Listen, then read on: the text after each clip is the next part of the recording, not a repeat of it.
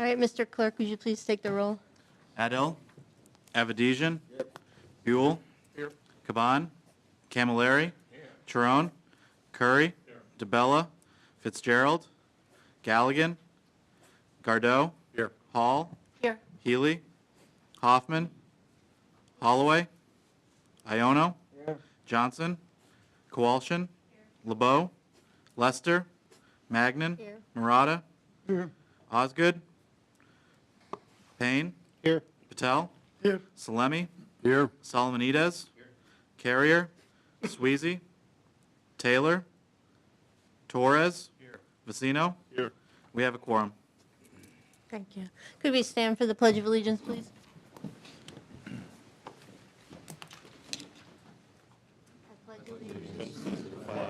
of the United States of America, and to the republic for which it stands, one nation, under God, indivisible, with liberty and justice for all.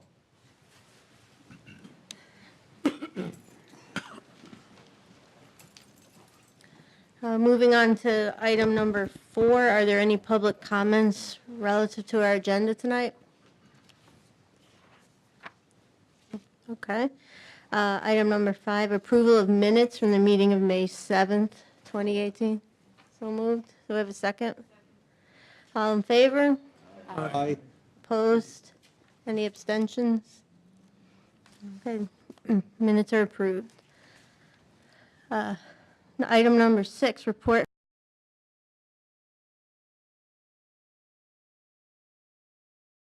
I know you were interested in my inner thoughts, but I'll have to wait. Item number 7, report from the Chief Executive Officer. Thank you, Ms. Chairwoman. So first, I would like to, Steve Pratt, who is the manager of our water treatment labs, both wastewater and our drinking water systems, is here tonight. And Steve, if you could stand up just for a second. Steve has been with the MDC for 44 years. When I got here in 2006, he was the lab administrator, then became the assistant manager, and now the manager, and now it's its own department. And so Steve has just received the George Warren Fuller Award, which is a prestigious award that is given to an individual within the water industry, recognized by his or her peers. I can tell you, Steve is the first person that the industry goes to, whether it's DPH, anyone in the industry knows our lab and Steve Pratt is an expert in this field. So I just want to say to you, Steve, thank you very much. It's been a pleasure working with you. You're not leaving, but it's a pleasure working with you. I'm very proud of you. You're just an amazing individual. So congratulations and thank you very much.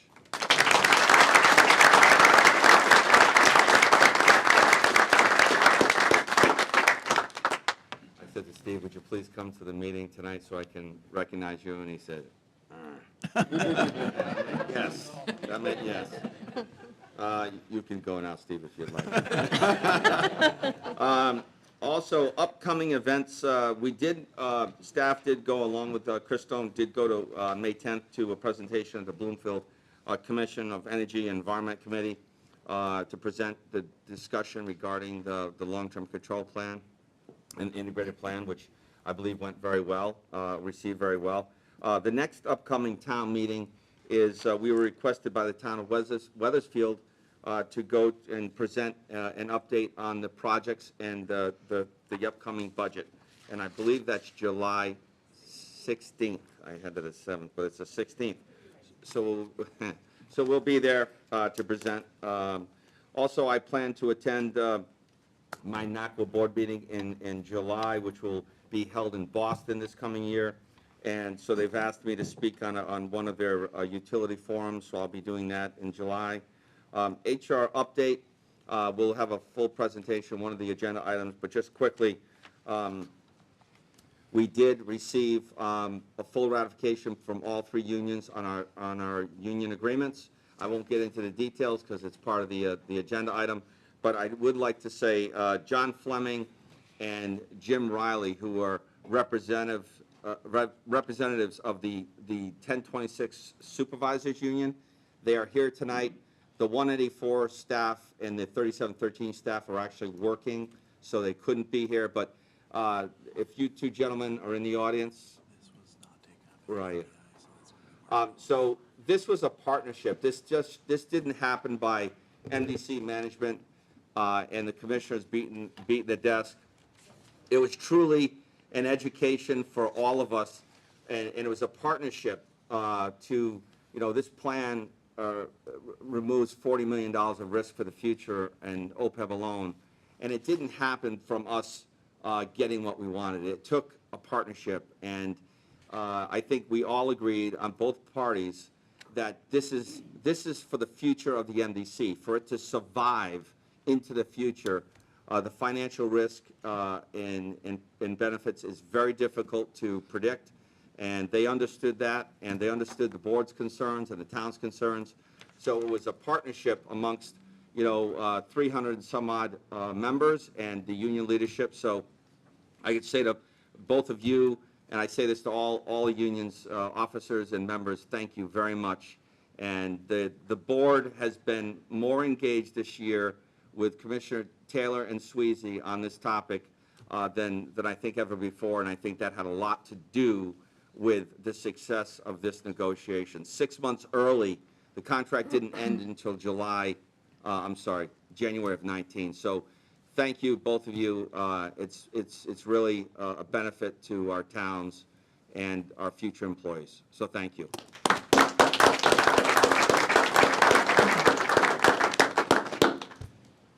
And just as a side note, if the board approves the agreement and ratifies the agreement tonight, we have 6 new employees that will start under this new program in the month of July. So that's a big win for all of us. Update on Director of Finance. We did shortlist. We did have a number 1 candidate. That number 1 candidate did decline the position and plans to stay where she is in her present job. So we're working with John and Cone Resnick, and we will be making a decision on when and how we go out to re-advertise for that position. Something that's very important, and we'll be talking about this at the subcommittee of the Water Bureau and the Water Bureau. I've talked before about the issue about the benefit of Goodwin and Colebrook reservoirs as an emergency drinking water source. The challenge with those 2 reservoir systems is it's being run not so much as a drinking water reservoir. The idea of drinking water reservoirs, you don't release water. But because of the Army Corps Dam upstream, it forces us to manage the water based on those releases. So what I'd like to make the board aware of is that agreement, and when the dam system was built in the 60s, our agreement was we paid 1/3 of the construction cost, and it was amortized over 30-something years or 20-something years, and our last payment is due this year. It's about just under $300,000. We also have a maintenance agreement, which is about $600,000, and then we have to consider the life cycle cost associated with the hydro units that are in the dam itself. There's 13 billion gallons of water behind the dam system, which we, quote, own as part of the agreement. But as we showed throughout 2016 drought, when there's a drought, there's no water behind the dam. So the question becomes, what benefit is it if there's no water to be used for drinking water? So we're going to be talking about whether or not we have, even though I've asked Bart and his staff to look into the contract to see what we can do. Do we have to continue on with the partnership after the debt service is paid off this coming year, or can we get out of the agreement? That discussion will go right in front of the Water Bureau, and we'll have discussion with the Board of Finance as well to determine what is in our best interest. So that's an upcoming, very important discussion.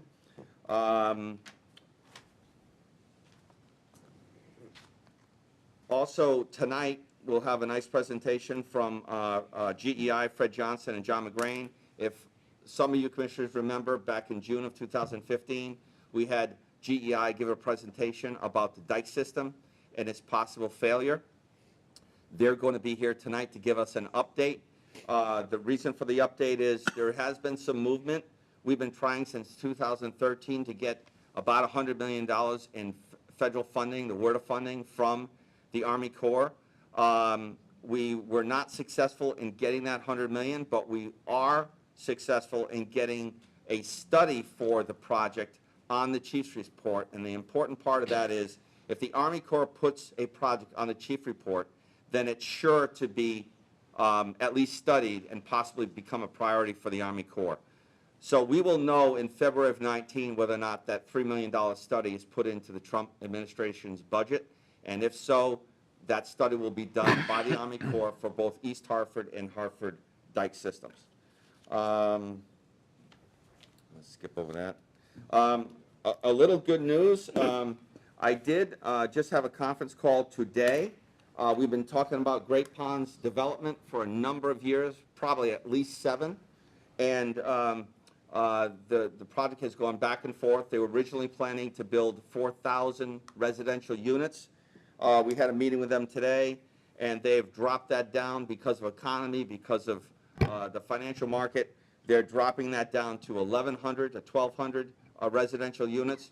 They're planning to start building 230 residential units this coming July. So we are working with the developer and the town.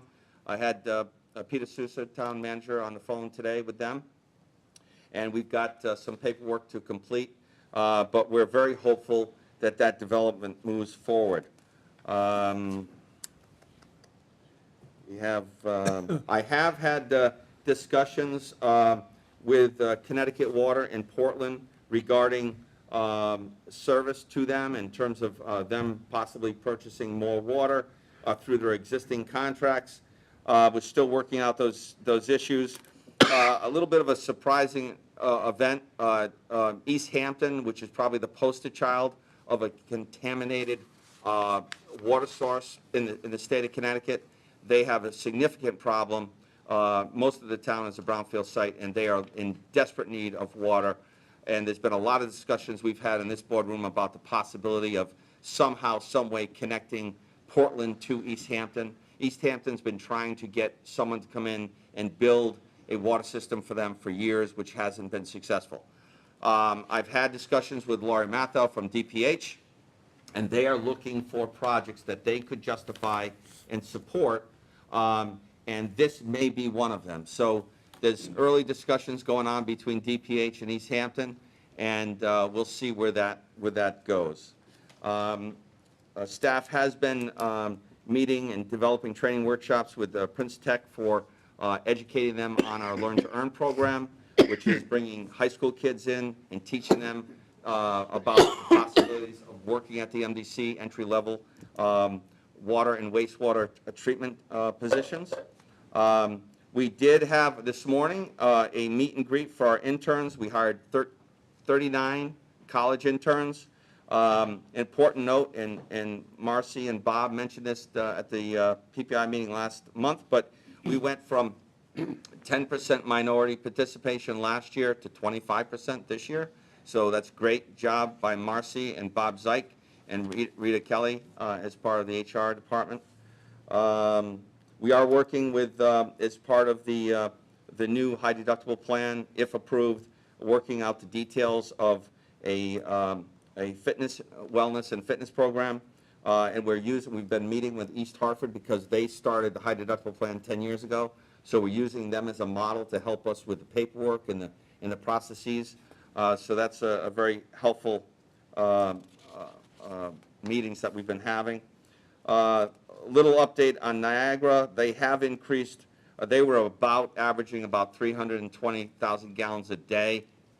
They have gone up to about 400,000 gallons a day. They haven't communicated to us why, but we have seen that increase. Let me keep going. Sorry, we got a lot of things to mention. Sorry, I'm just whizzing through here.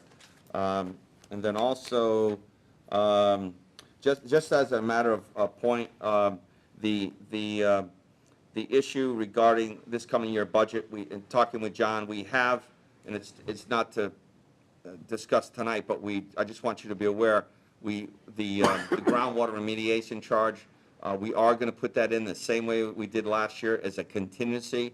So we're showing it as a revenue, but yet we haven't seen it as a revenue, and yet we're showing it as a contingency. So it is a $2.5 million bump in the ad valorem this year, as it was last year.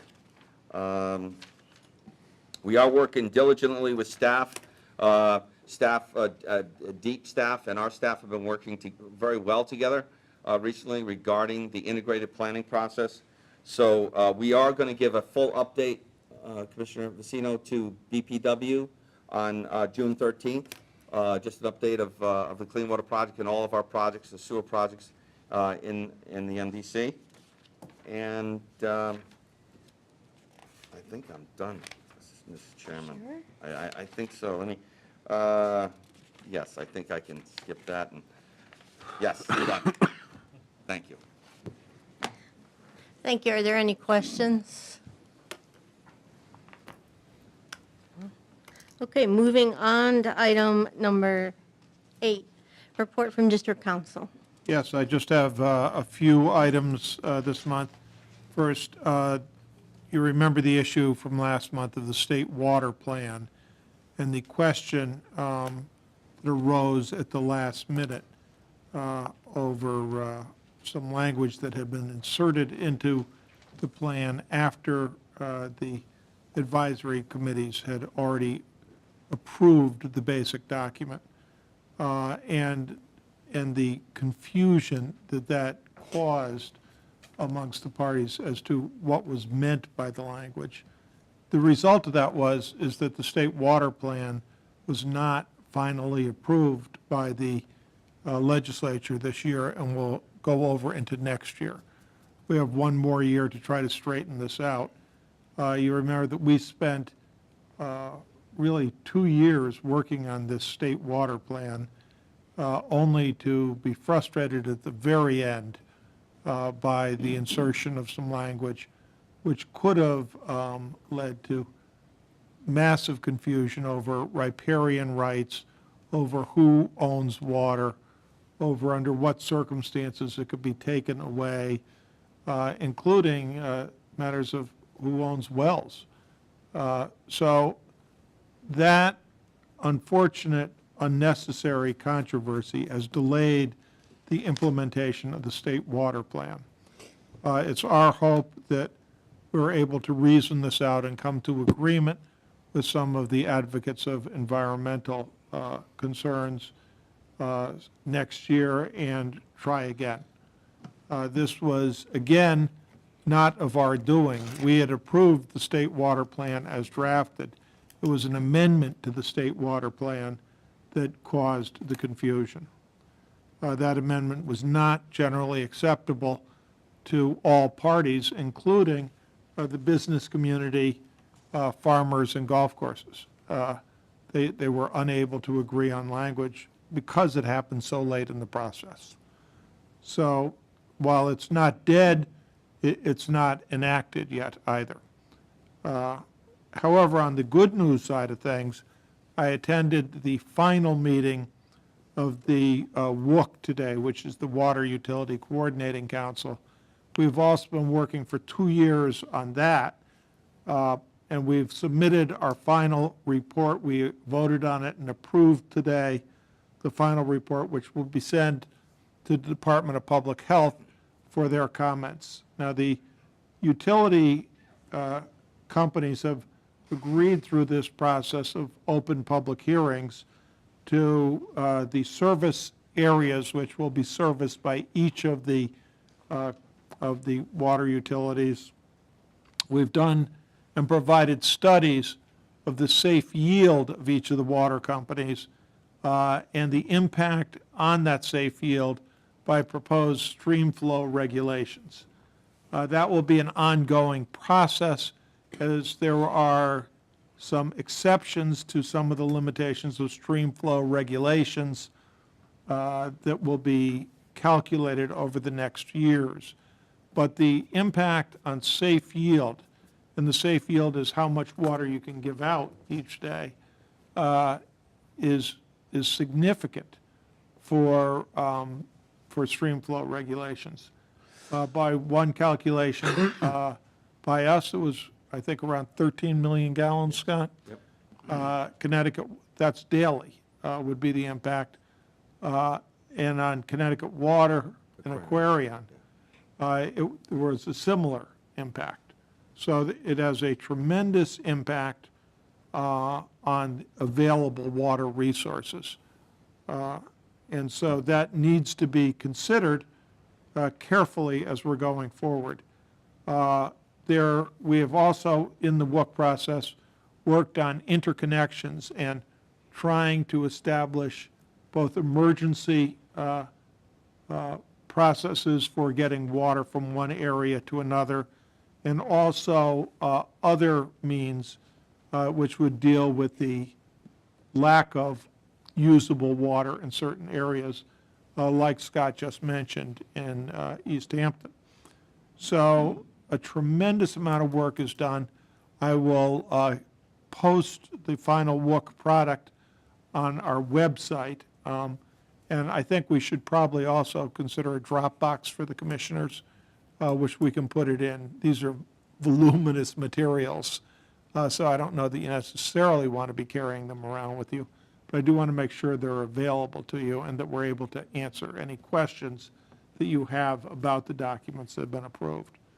I will tell you that there was very active participation in the WUC that I co-chaired with David Radka of Connecticut Water. We had at least 15 different utility companies present at every meeting in 24 meetings, which is remarkable, really. And we did have some public participation in it. So it's a great amount of work done, is now in the hands of the Department of Public Health. I would expect them to approve this. They've been advised as it has been developed, and I would expect it to be approved over the summer by them. And then there will be some policy decisions that are made on the basis of this document. One of the things that is a true public issue for the state of Connecticut that came out of this process is that there are thousands of water companies in this state. And the reason there are thousands of water companies is every time you get outside of a ability for a major water company to provide water through the pipes that they have, and you're drilling a well for a 7-Eleven or a McDonald's out in a remote area, that is a water company, okay? So you end up with towns with, 20 or 30 different water company businesses right next to each other, not sharing a well, not each doing their own, which, as you might imagine, for the Department of Public Health is kind of a nightmare to try to monitor and oversee, which is why they are struggling to conduct the duties that they have. So that has been pointed out.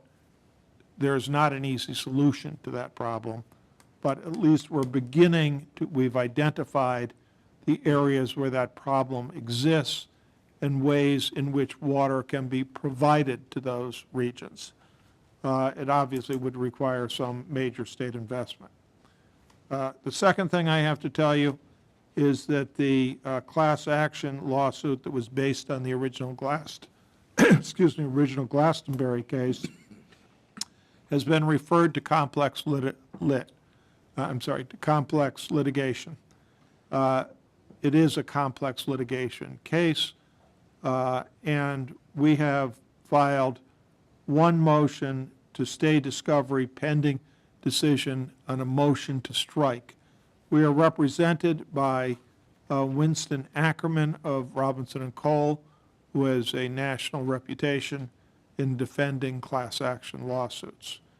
Again, as these motions are finished, I will provide copies to the members of the commission but there are various legal grounds which we wish to assert, which we believe affects their ability to bring the case at all. So that will be done over the summertime. The motion to strike, the answer to the motion to strike, oral argument, and a decision. Those are the first things that are going to happen. And finally, today, I went with some of our other representatives down to the site where we're creating the tunnel. In the next month, we will have an opening, a more formal opening of our tunnel. It is quite a sight, actually. It goes down now 200 feet encased in cement, and they are starting to create the hole that the boring machine will go into. The boring machine, you can see, even off the highway, it is quite long. It's connected by railroad cars. The reason I was down there really had more to do with the levees and the issues that we're going to be talking about next here. But we have an enormous investment in that area. We're spending hundreds of millions of dollars upgrading our plant. We also have a $55 million machine that is there that is going to do the tunnel out to West Hartford. If, for some reason, this levee broke during this period of time, we are not insured for the loss that we will have. And we cannot buy enough insurance in order to do that. We've met with the insurance brokers. The maximum amount of insurance that you could buy is slightly more than $100 million at a significant cost. And our loss, if the levee goes, is north of $200 million, not counting the machines and the tunnel, which would be completely flooded if it happened during this period of time. It's a very, very serious situation, and we have been working on this for several years. There is a problem with the levee, and that problem has not been addressed. At first, when we met with the Army Corps, their message to us was, we can help you after the levee fails. We can't help you before, which is insanity if it costs $100 million tops to fix it, and you're going to lose several billion dollars, and nobody have any sewage treatment for an extended period of time. So I would ask you to be warned by this next presentation. This is an extraordinarily serious problem for the district. And if I can just add, Bart, in that discussion, so the max we can take out for insurance, flood insurance is $100 million, let's say, and it's over $200 million to bring the inundation maps will show that the plant would be underwater by 7 to 9 feet. So forget about the operational issues. That's not even, concerned about how we would provide service or not provide service to our customers throughout the district for months. The cost of that is priceless. But if the city does not keep their accreditation, and we'll talk with GEI tonight about that, if they lose their accreditation, our insurance goes away at the time in which the renewal date is. So, the question is, how much is the insurance worth if the whole reason why you want it is because, the condition of the dike. And if the condition of the dike is such that it's credited by the Army Corps and by FEMA, then most likely the regional support would be there to help the MDC and its member towns bring the plant back. But if they lose the accreditation is when we need the insurance, and we lose it as part of the accreditation. The question is, how much is that insurance really costing us, and what's the cost-benefit analysis of it? So I'll leave that to the next presentation. Thanks. Commissioner Hoffman? Yeah, I just wondered if we have an approximate completion date for the tunnel at this point? Completion date is 18 months from the start of the tunnel boring machine starting, so it will be 18 months from July, August. Thank you. Commissioner Salemi? I'd like to ask Council Halloran again about the Glastonbury land. Do you have, give us the issue of the Glastonbury land purchase by the pension trust? Yes, we have been told by people on the bond commission that it will be on the July bond commission. Now, things can change, but that's what we've been told, so that we would get final approval in July. The purchase price, same as the original, I mean, basically? Yes. No changes. $5 million from the town of Glastonbury, $10 million from the state of Connecticut. That's essentially. correct. Thank you. Commissioner Patel? For the project for the tunnel, during the study and design, did we know the issue of the levee? Yes, we did, but we were under order to get this tunnel done by one section of the federal government, and another section of the federal government was basically saying, we're not going to fix the levee. But did we resist that? If we don't have any assurance, we won't do it? We did have, we did a risk assessment as part of the design. GEI was part of that risk assessment. Our designer was part of the risk assessment.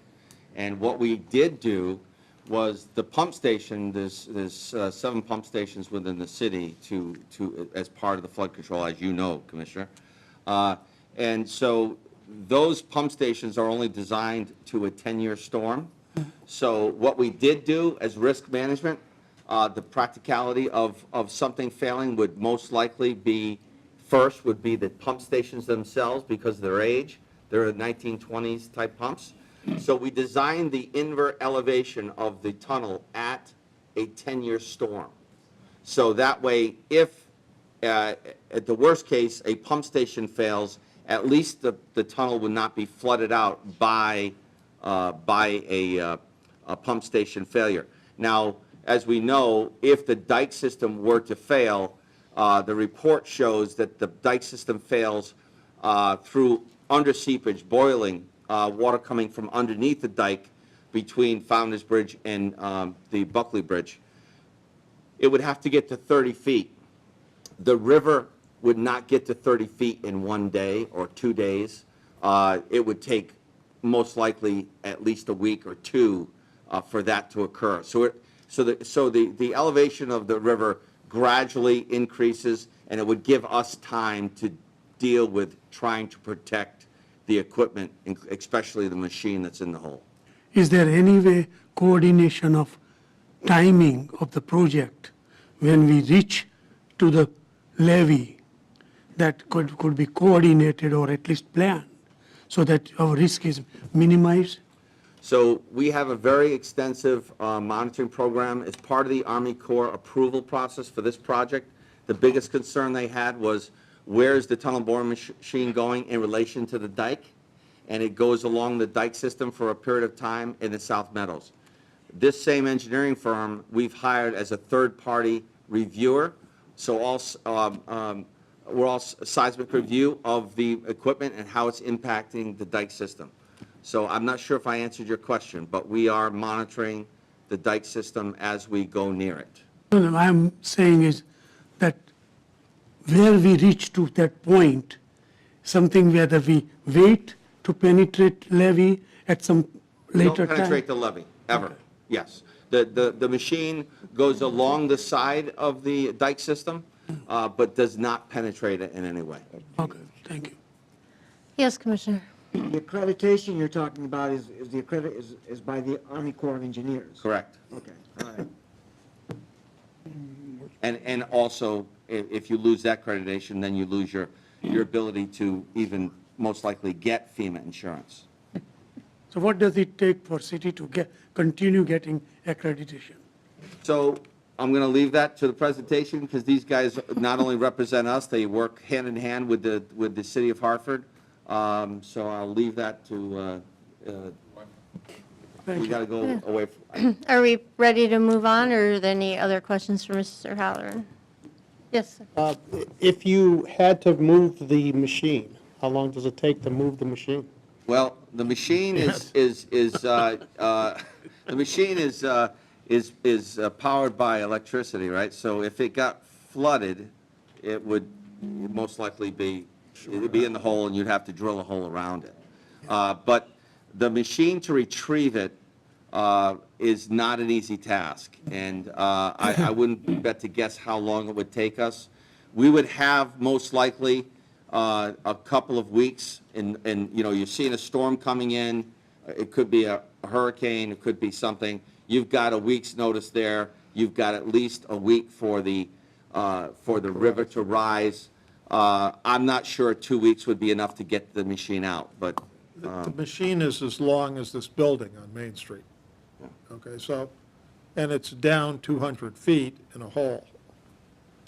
I don't know if you could possibly That get it out 400 of feet's there. got to be done by hand, right? Machine, to get the machine down yeah, in there. we're caverning out, in order for the machine to have a space to be built underground, these sections go in pieces, and you put, one in front of the other kind of a thing. So you need a 400-foot tunnel to first start.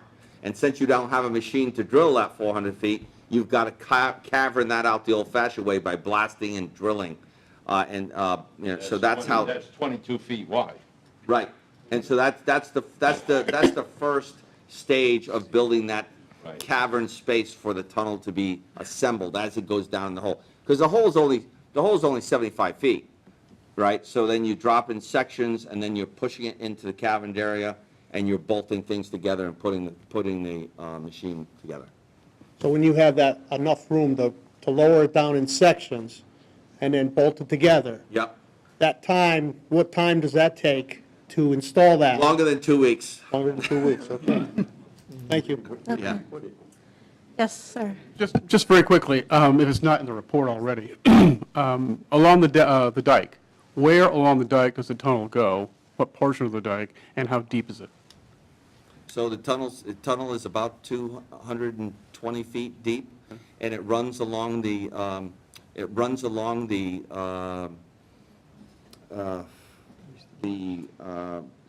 southwest side of the plant up to the Weathersfield Avenue area, and then bends towards Airport Road. Thank you. Yes, Commissioner Halloran. Who actually owns the boring machine? The contractor. And don't they have any ability to insure it themselves? Oh, yes, they have insurance, absolutely. So then, what is the arrangement Well, for us to have to The insure delay, it as well? the contractor has builder's risk insurance, which includes flood, I'm sure. They would probably have the same problem that we would have if the dike accreditation failed. I don't know that answer, but I'm assuming that is what would happen. But the challenge is, it's about $100,000 a day of the operation to drill that tunnel. So every day that goes by, MDC is losing, just on the contract alone, is losing $100,000 a day, whether it's legitimately an act of God or what have you. But we, the MDC, will be losing $100,000 a day in costs associated with that contract. There's another cost associated. It took, Scott, 6 months to a year to build this machine? Correct. And generally speaking, when they get flooded, and this has happened in other places, that's it, they're ruined.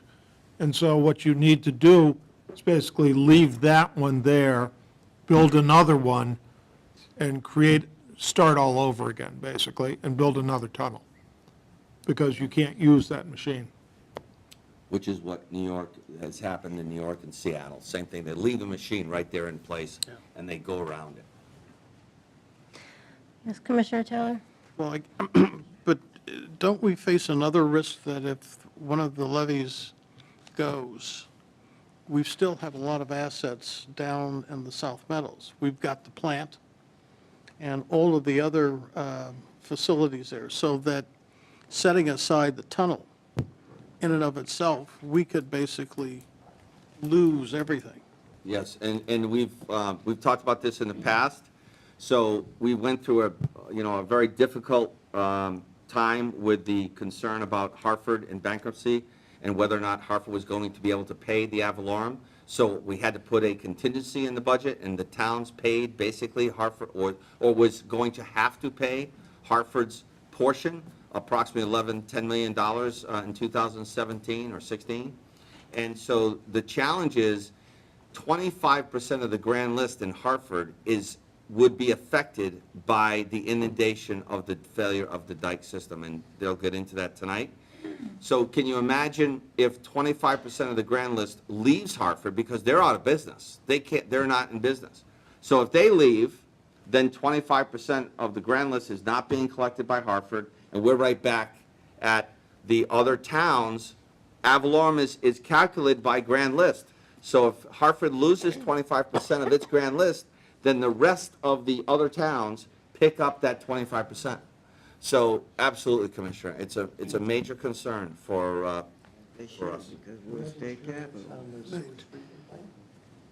We just mentioned that the cost, we have $18 million of flood coverage. To buy another 100, we could only get 100. That would cost us about $350,000 a year. But the challenge is, as we mentioned, if they lose the accreditation, that insurance would go away at the date of its renewal date. So the question is, you really only have the insurance for a period of 1 year. And obviously $100 million is not enough to fix the plant. It'd be at least well over $200 million. Okay, are there any other non-levy / flooding questions for the gentleman, or can we move on to the presentation and take those questions at that time? All right, thank you. Let's move on to your presentation. Thank you. Cameron, where would you like us here? Right over there, hot spot, right over there.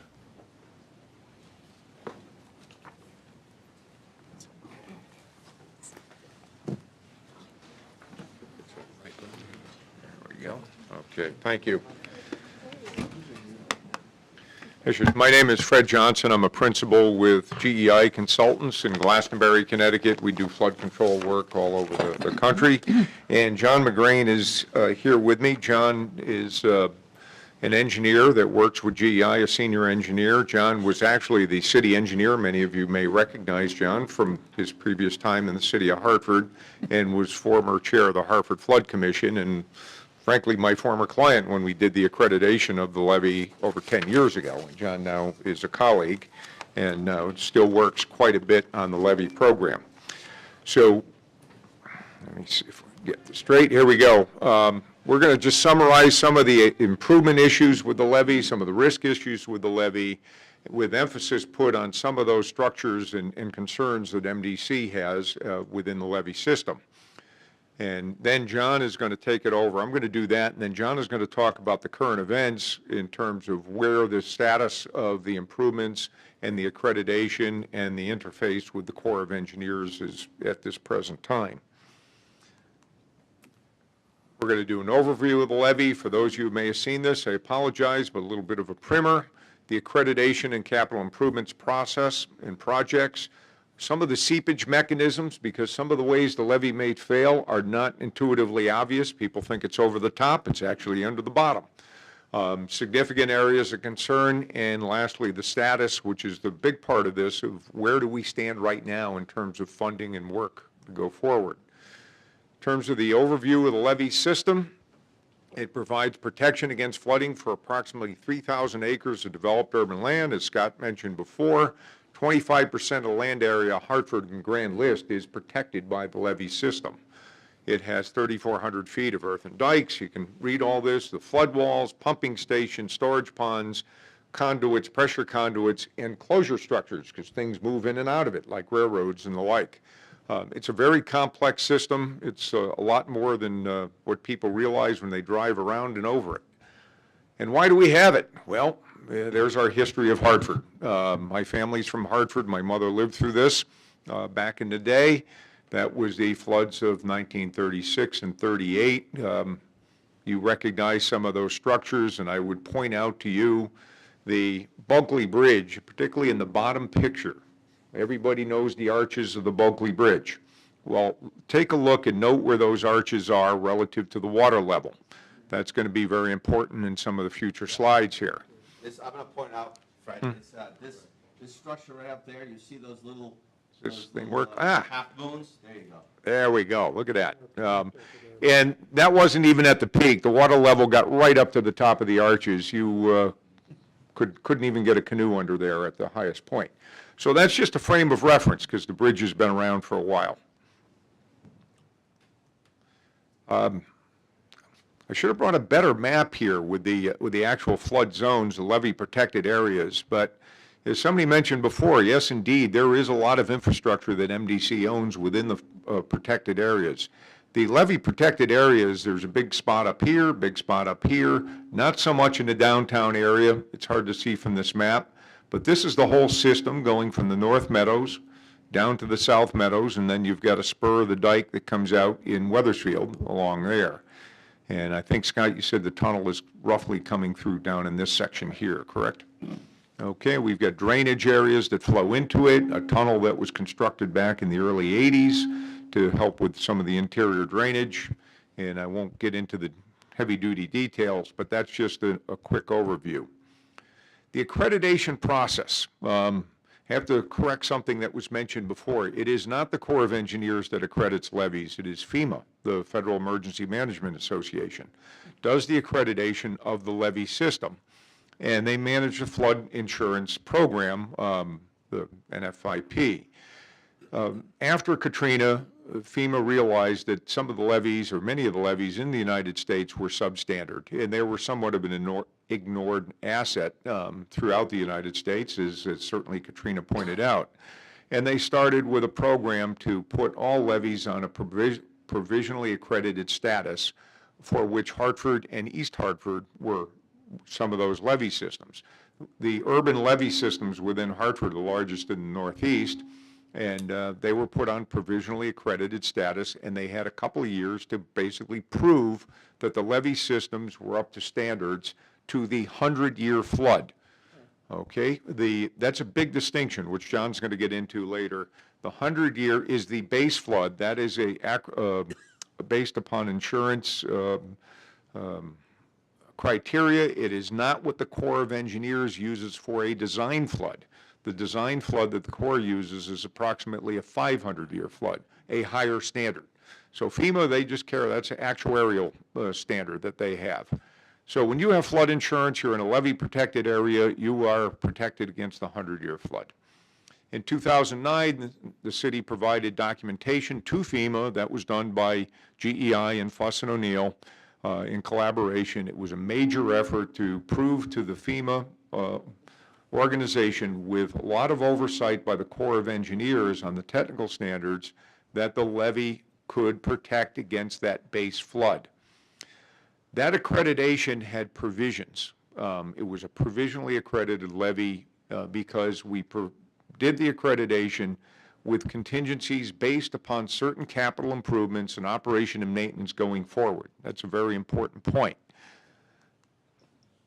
Identified in that accreditation process were a whole host of various deficiencies for the base flood and the design flood that could be fixed with short-term and long-term capital improvements.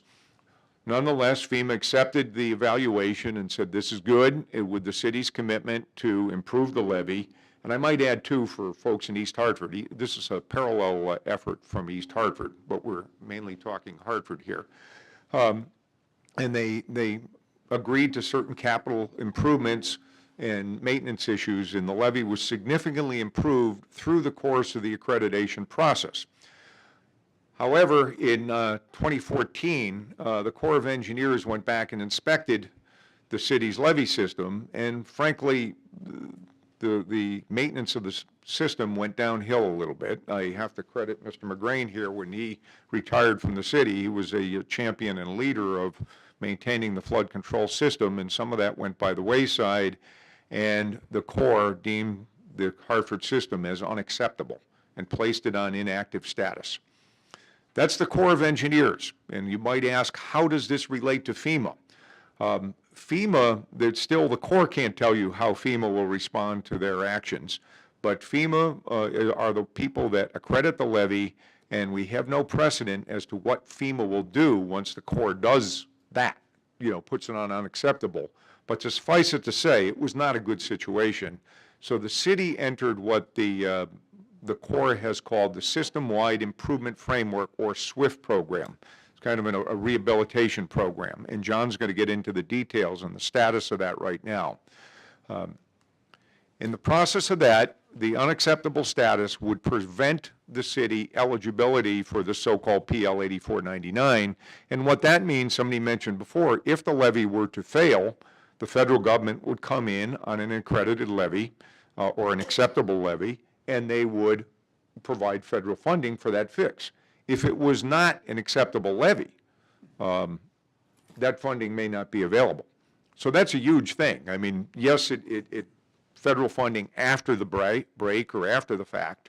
However, if it were not accredited or not approved by the Corps, that would not have any eligibility. The SWIFT program preserves that eligibility for federal funding in the event of a failure of the levee system. So in 2017, the Corps of Engineers included the Hartford system into another program. There's a nationwide program that's relatively new called the Semi-Qualitative Risk Assessment Program, and this is the nation's biggest levee experts, came from all over the country, actually met with the city and our offices and did a risk assessment. Some real top minds in the flood control industry. And the good thing is they pretty much validated what we saw in the accreditation process. Came up with very similar findings and prioritization of risk. And again, John will get into that. So the FEMA response to the SWIFT program, we can simply say, is unknown. FEMA just says, well, we're just going to watch it. We don't know what's going to happen here. We're still in touch with FEMA, but right now the levee is accredited by FEMA and remains accredited. But Fred, just to clarify, they have been copied on this. We just haven't heard a response from them. That's correct, Scott. Aware of what's going on. Yeah, they're watching it. Not to get into the idiosyncrasies between the two federal agencies, but they are watching what happens down here very closely, and they rely a lot for their technical criteria or technical evaluation on the Corps of Engineers. So now that you've got this accreditation, the accreditation, you can't just to breathe a sigh of relief and go relax. As I mentioned before, we came up with a whole list of things that needed to be done to the levee after the accreditation, and there was still a move to get it to the so-called design flood criteria, which exceed a 500-year flood. A capital plan was put together to implement the long-term improvements, and we work closely with MDC on much of that capital planning because you are a very large stakeholder within the levee system. And the approximate capital plan is recently updated, is about $67 million for Hartford to get the levees to design flood criteria. There's still a lot of engineering and evaluation work to be done, but it's a big money. Right now, DEP has chipped in $5 million from DEP to the city to help them through the SWIFT program. And some of the highlights of the deficiencies is the interior drainage issues, the pump stations, as Scott mentioned before, were old and in need of repair. Much of that has been done. Fixing the conduits and cleaning out the channels and improving the flow, a lot of that has been done. Some flood wall upgrades. 5 of the 6 closure structures have been replaced. The biggest one remaining is an Amtrak structure. And we're monitoring and replacing some of the tilted flood walls. And Riverfront Recapture has plans for their new gate to actually replace some of those and put in brand new walls at some of the worst areas. But now this is the big stuff right here. All this stuff is relatively straightforward and tactical, if you will. The utility penetrations, there are a fair amount of old utilities through there. MDC has evaluated all their utility penetrations and is doing a good job of doing their share of taking care of their penetrations through the levees. Force mains, water mains, anything that goes underneath or through the levee needs to be evaluated and upgraded. And the big issue is the underseepage. In the north and the south meadow, we have tow drain issues where the tow drains have been blocked and they have not been evaluated in years. And a major issue is right in downtown Hartford, the Bulkley Bridge to the Founder's Bridge. And I'm going to spend a little bit of time in there, not to give you a science or engineering lessons here, but it is critical as to the mode of failure or potential mode of failure of the levee if it were to happen. Thank God it won't, but and then there's an issue of an impervious blanket at the South Meadows. And these correspond with that program I mentioned, that federal program of risk evaluation. These were all high on their list. The number one is the underseepage issue. Okay, and sense accreditation, all these things I mentioned before have been fixed and are under control. So things have been happening, which is good. The underseepage. Now we're going to spend a little time on this before I turn over to John. It was a major contributor to the failures of the New Orleans levee system. We learned a lot from that.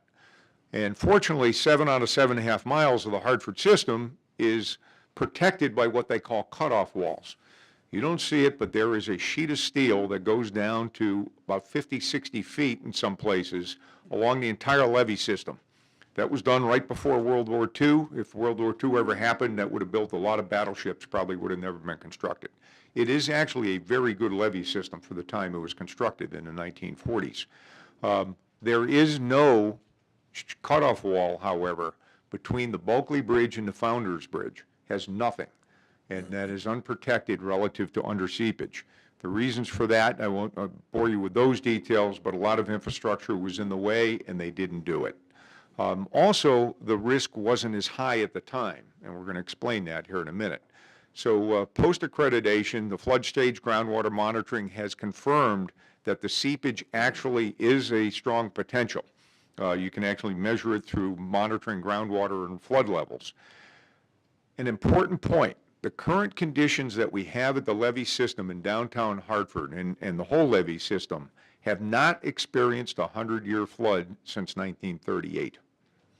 So it's not been tested, and the levee has changed dramatically over that period of time.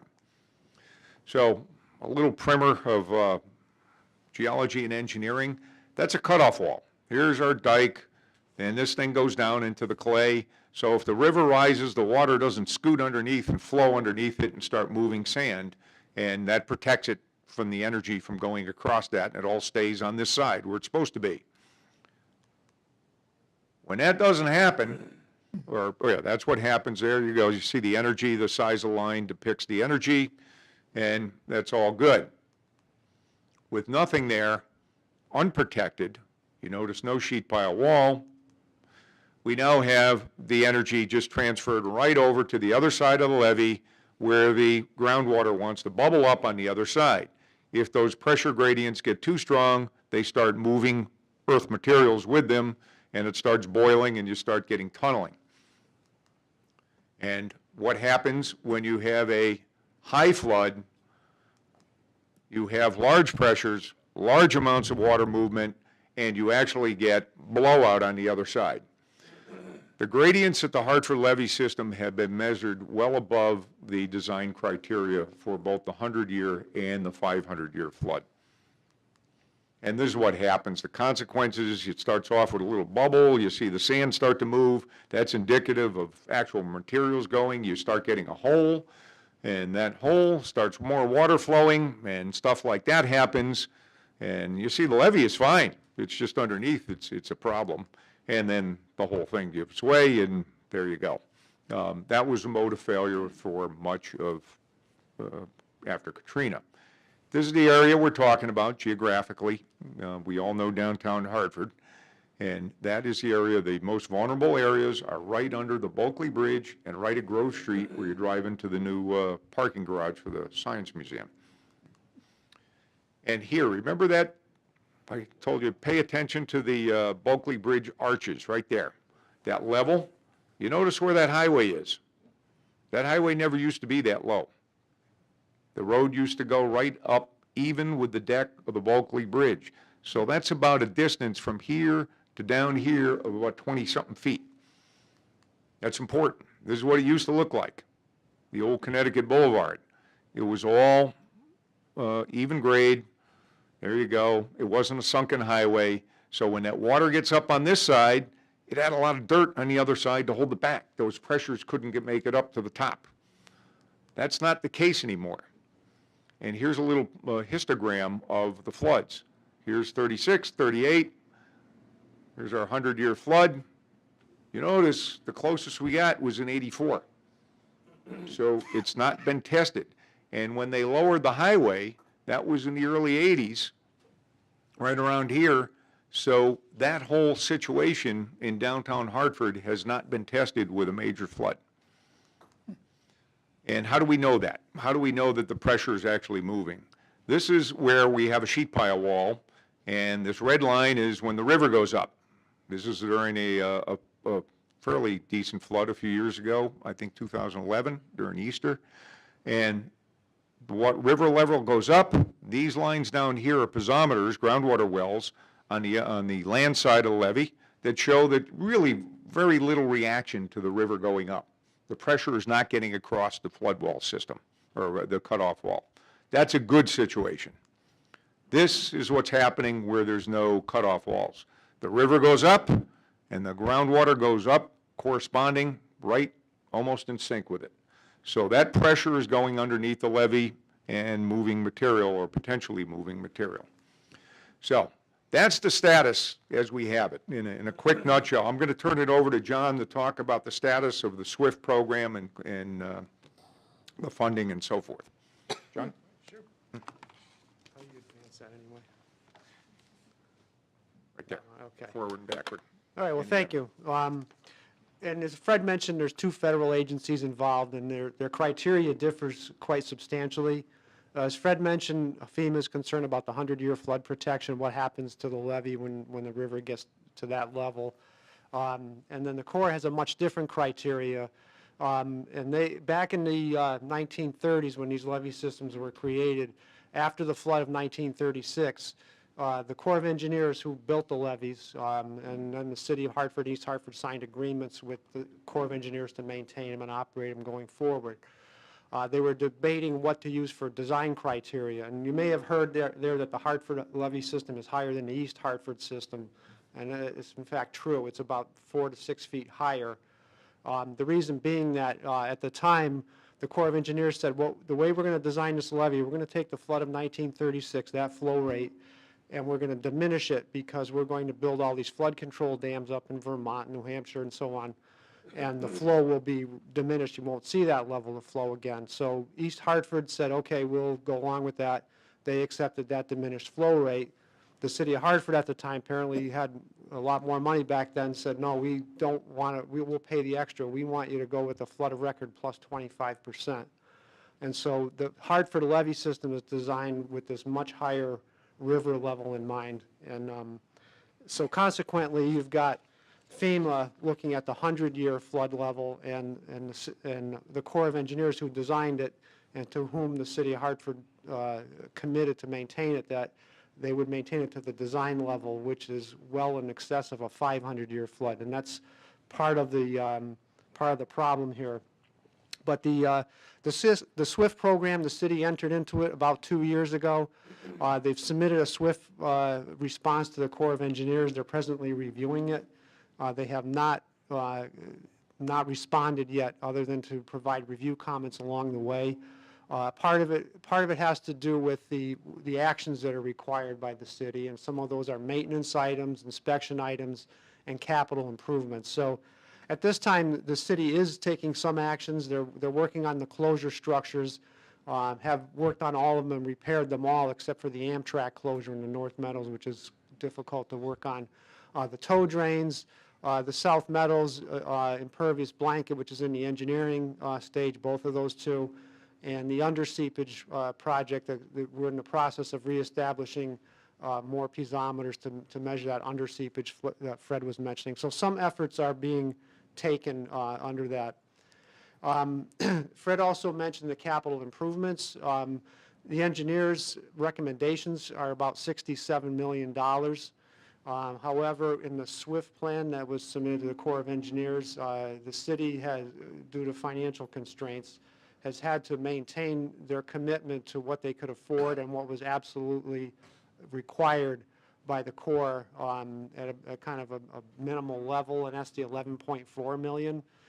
So that's one of the things that's a little uncertain right now with how the Corps of Engineers is going to react to the SWIFT plan. They haven't responded yet. Fred mentioned this SQRA program, semi-quantitative risk assessment, where they did bring in this team of levy experts. They spent a lot of time, probably almost a year, working on this, multiple workshops locally, which we participated in. And anyway, they kind of went through the levy system, looked for probable failure modes. They came up with about 20 potential failure modes, the majority of which were not surprises. They pretty much coincided with findings that had already been come up with through our own analyses. But they did validate a lot of what we were saying, and part of the reason that the Corps has not yet acted on the city's SWIFT requirement is that they're using this new risk assessment process to evaluate these various failure modes and deficiencies to find out how much risk they present. It's a little bit different way of looking at it. So there's still a little bit of uncertainty with the Corps of Engineers and how they're going to react. And then FEMA, again, how they might react is not clear. Again, they're mainly concerned with the 100-year flood. It's been accredited for about 10 years now. They're aware of that there was deficiencies in the cities in this SWIFT program. However, we're not sure what could happen there. There's the potential that certainly that if the city were not to be successful in maintaining its position in the SWIFT program and ultimately active status, that FEMA could undo the accreditation, and that would have other consequences. And basically, as Fred mentioned before, the levee protected areas in the city of Hartford are pretty much the entire North Meadows, all of where the car dealerships are, about as far as Weston Street to the levee.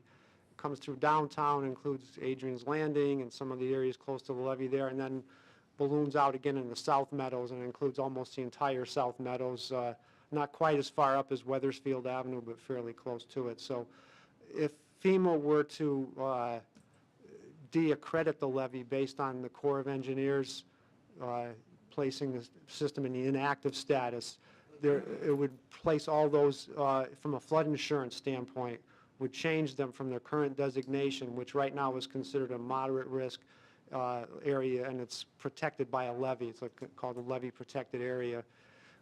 It would change it from that status to a high-risk flood zone, which would impact all the properties in that area very negatively.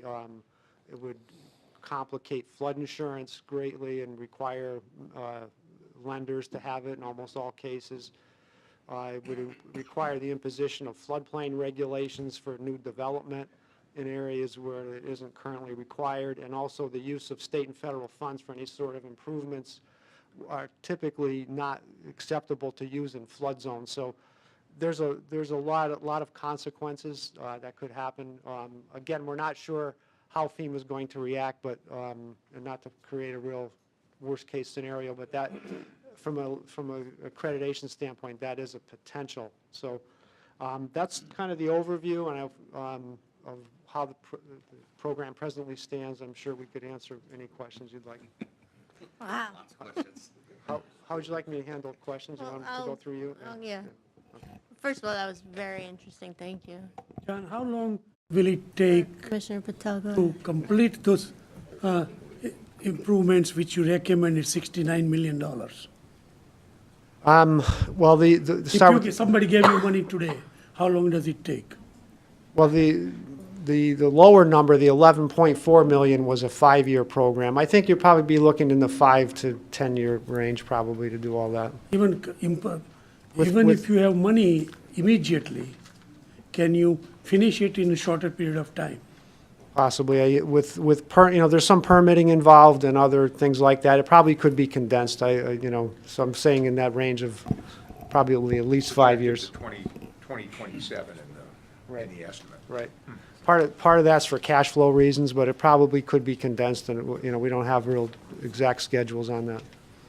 Yes, Through Commissioner? you, Chairman, that Madam. this infrastructure, which I was part of maintaining years ago, that region never owned it, left it up to the city. Nobody here, means towns, everybody, they thought it East Hartford, West Hartford's problem.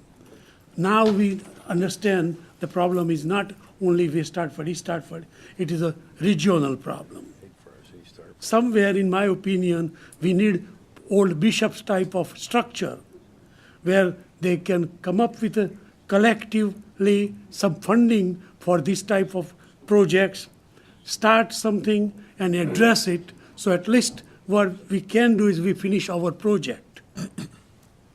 And that requires a leadership from our chairman, who has good access, all of us working with our town leaders, etc., and help them to first commit some funding here. This is what money region will come up with. How we, that detail you can fill in later. Okay. Commissioner Sweezy? Yeah, Fred, here's the problem.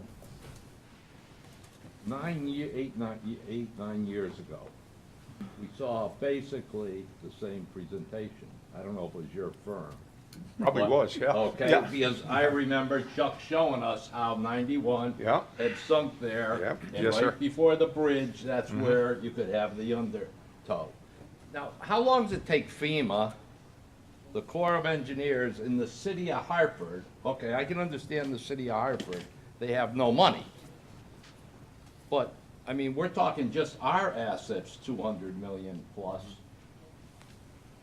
Well, I mean, you're talking up possibly up the parts of Weathersfield Avenue, plus everything else that's in the South Meadows, plus Front Street, which just got built. Buddy probably knows the value on that. I mean, how long does it take for the city of Hartford to 11 million of 67 million is what, 18%? It's a little less than 20%, I know that. So they're only willing to put up 20%, the state put up 5 million. I mean, you know, how do you Well, get things done here? You're Because I know. You're hitting a sensitive topic. I'm in violent agreement with you on that. Yes, you probably heard it from me. I think Chuck got his slides from us back in the day. I've given this presentation or something similar to it, more detailed, to two mayor staffs in the past. We've done this to DOT a couple times where we showed the highway. The lowering of that highway significantly exacerbates the situation. DOT has seen it in various people. Now, I wish I had an answer for you. You know, what does it take to get people's attention until something happens? If something happens, keep in mind what's going to likely go is 91 could get shut down with those sand boils coming up right under 91 and maybe moving some tarmac. That would be the worst case. You know, you're talking about transportation being shut down for probably months. If you came to work at 8 o'clock this morning coming up 91, it took me 50 minutes to get into Hartford. Well, if the highway deck bubbled up under the Bulkley Bridge and Grove Street were to bubble up as well, it'd be shut down for months, so. Commissioner, we have had both Bart, myself, the chairman, Congressman Larson, we have been down to DC at least 5 times on this very topic. We have met, as Fred mentioned, we have met with DOT on this very topic. The agreement, whatever it was back in the 60s, all as we know, as we've heard, is that when they removed that 26 feet of soil away from the dike system in order to lower 91, there was an agreement made. We don't know of anything in writing, but the agreement was that they did the project with the Army Corps and DOT's agreement. The city would eventually deal with this under seepage issue. It made it worse in the 80s and in the 2000s when other projects were done in the same general location. And so we have been doing nothing but knocking on our delegation's doors to get something done. The good news, as I mentioned in my report, is that, and Bart mentioned this, you know, the Army Corps said to us when we first met with them in 2013, the only way we can help you is if it fails. We can't proactively give you $70 million to fix everything. So the challenge we have is since 2013 to today, we did get a commitment from the Army Corps, from the regional office in New Hampshire, and now in DC headquarters. They will support the study, which is $3 million. That still got to get in the budget for the president's budget, but at least we've got an acknowledgement that it should be and is a priority with Army Corps in Washington. And Scott, if I could just add to that, sometimes I think people wonder why we are going to Washington as much as we are and why we are so concerned. This is why. But we've had the most success that we've ever had, and currently H.R. 8, which is the WRDA funding bill, has been placed on the House calendar and will be voted on in September. And on page 37 of that, in section 203, they are expediting completion of the feasibility study for these dikes. That is actually within the bill. I met with lobbyists today to discuss this. That is not in the Senate bill.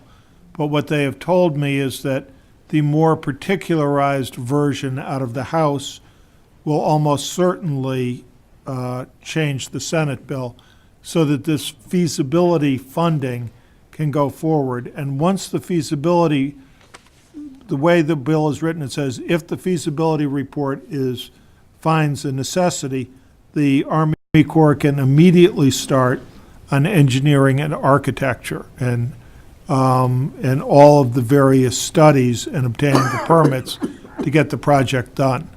So this is, out of this 10 years, this is the closest that we have come so far. And a lot of it is due to the very good work of these gentlemen here, but also Scott's insistence on going to Washington. And even though it's not our governmental responsibility to manage the levees, if the levee fails, we have a catastrophe on our hand. And I don't know how the MDC survives it, if you want to know the truth. So it is of paramount importance. We are coming closer, at least, in Washington. Commissioner Curry? Thank you, Madam Chairman. And I do have to leave shortly for another commitment. At the beginning of the presentation, it was mentioned that the levies had been ignored. And I think that's an unfair statement in the sense that everyone in this room reviewing this meeting at another date will think that the cities and towns, either Hartford and East Hartford, ignored it, when in fact, from the time the levees were completed until Krachina, every inspection, the levees were fine. Only after that catastrophe of a storm hit were the levees now unsafe. And so it wasn't Mark, ignored. correct, there was a new standard was set. It wasn't ignored by Yeah, that's- the city. Yeah, And I no, don't want people to think that. There was, they saw what the maintenance issues or the lack thereof did, and, you know, the cities were taking care of the levees. And what I meant, after accreditation, there was a little bit of complacency after the accreditation, because there was a huge effort to get through that accreditation. And then afterwards, it was a little bit of take a sigh of relief, and then you needed to keep the momentum going. Yes. To be fair to East Hartford, though, East Hartford, and not to throw Hartford under the bus, but East Hartford was more aggressive in compliance in doing their upgrades to their program. So East Hartford has invested a little over $28 million to this point, Even half from the taxpayer and half from other funding sources. But needless to say, we're a little bit under the gun because we're a foot lower than the Hartford levy, so. 4 feet. 4 feet. So we're already in trouble, even if it isn't Bigger failure pumps. from underneath. Yeah. Thank you. Yes, Commissioner. Bureaucratically and politically, it would seem that the prevailing philosophy is to buy high and sell low, given the fact that at the best, we get this thing done in maybe 10 years.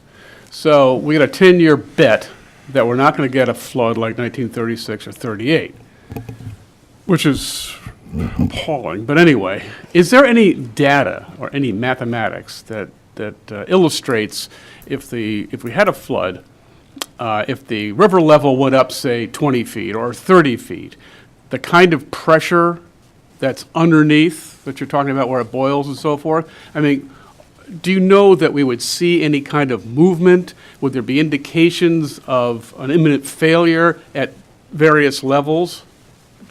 Thank you. The simple answer to that is there are some preliminary data that will show that that is indeed a high-risk issue.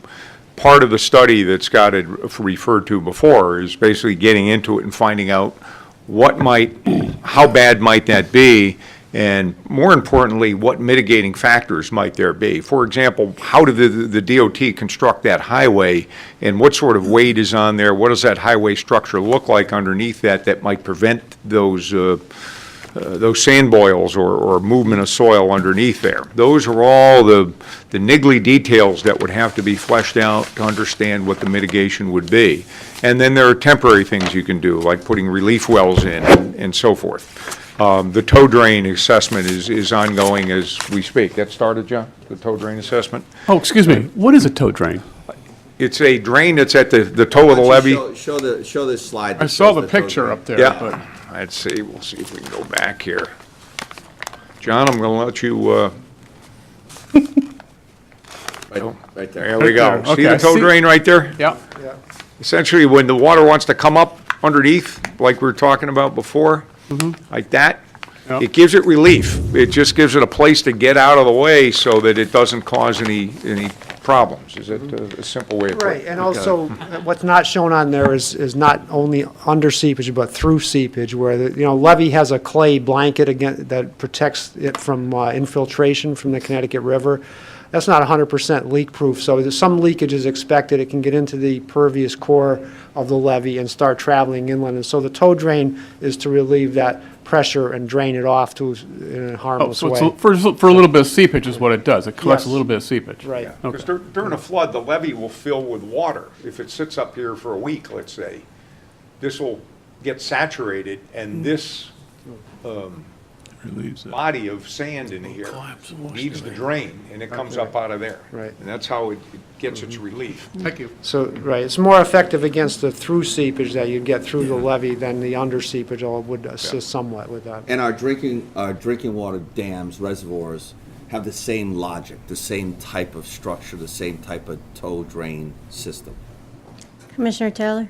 Yeah, I guess this is all interesting. I mean, I think Commissioner Patel, in the old days, if we would have had the bishops, this issue probably would have been resolved very quickly, because they would have bet someplace and tossed the money in the pot, and it would have been taken care of. So we don't have that situation. So I guess the question before the House, do you wait 10 years, or do we decide how we're going to pay for it? I think, I think that's really the issue. No one really wants to talk about how do you raise, and I'm going to pick a number, $100 million, that either we can figure that out and hope we can get it back at some point in time from the feds, but if we sit here and wait and we have a flood and the levees go, we're in big trouble. So do you pay now or do you pay later? My thinking is that we have many property owners who will be affected if this fails. We have state and highway department which should sit together with other leadership. State itself has to come to the term. Our regional leaders, town leaders, etc., get together, have a presentation, and if you talk about $100 million for this region with this, it's not big amount, in my opinion. We spend millions of dollars at Yukon, and I was one of them who was watching how it is being spent. So this region and this state cannot come up with $100 million commitment. Right now, it's a commitment, and start the process. So you convince the feds that we are ready until whatever happens to in the past, after I left, some guy who took over after me did make an attempt to get the federal funding. Unfortunately, he made a mistake in hiring, quote unquote, his own consultant to the lobbying.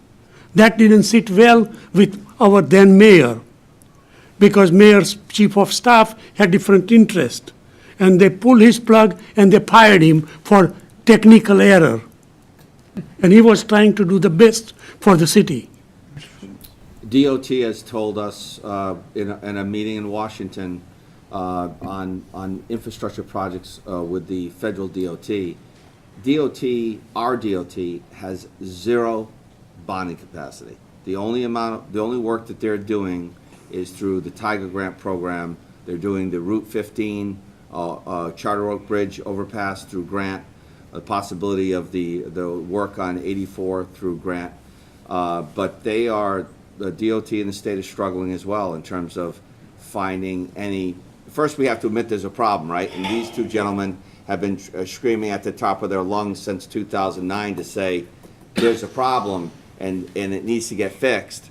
And there's really been a lack of acknowledgement that there is actually a problem, and that's part of the problem. But I don't think you should look to fund this through bonding. I think you get it done and you pay for it. I think you figure out who you go to, who you lean on, who you beat up on. If you send only consultant, it won't go anywhere. And we raise 100 million and get it done. Right. Okay, and then at that point, once it's finished and we're protected, then you go around and you start sending bills to people. I agree. Okay. And to respond to DOT, I have worked in bureaucracy and I have worked with DOT for 30 years.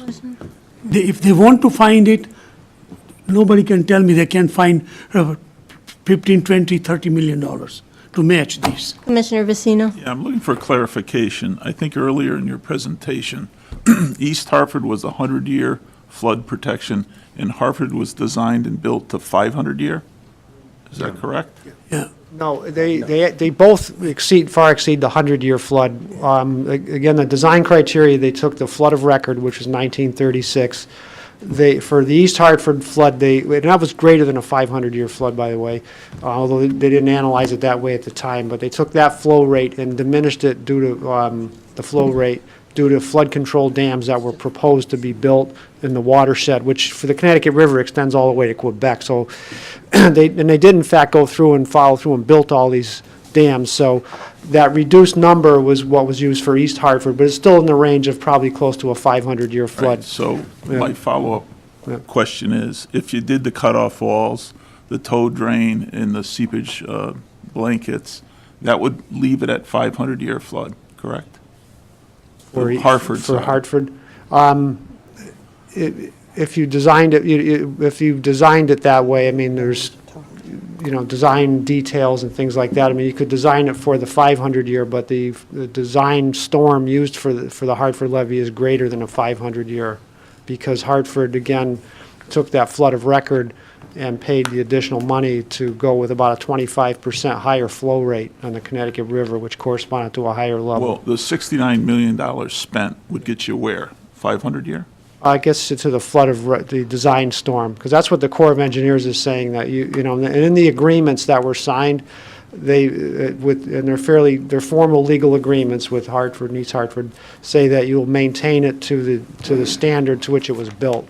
So the Corps is sticking to that, saying Which is above a 500. Yeah, so in some ways it's hurting the city because they designed a more robust levee system, which was good.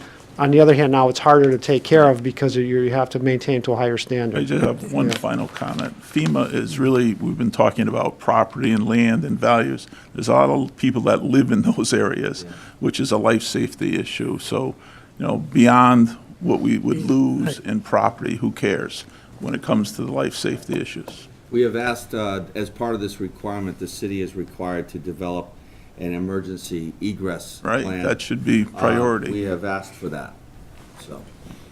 Commissioner Salemi? Scott, if we just go back to the very beginning when you talked about the insurance. Now, my understanding is, because I don't know, maybe we can donate all the soil and rock that's coming out of the tunnel, and we can build a new dike with it, and then that'll be our donation to it. But all of the businesses in Brainerd, at Brainerd Airport, all the businesses downtown, like Hartford Steam Boiler Building,